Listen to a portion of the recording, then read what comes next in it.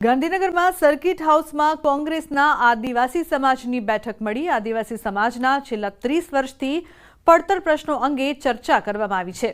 જળ, જંગલ, જમીન, ખોટા આદિવાસી પ્રમાણપત્ર, સરકાર દ્વારા આદિવાસી સમાજને સરકારી પરિપત્રમાં વનવાસી તરીકે સંબોધવા સહિતના પ્રશ્નોની ચર્ચા કરવામાં આવી છે।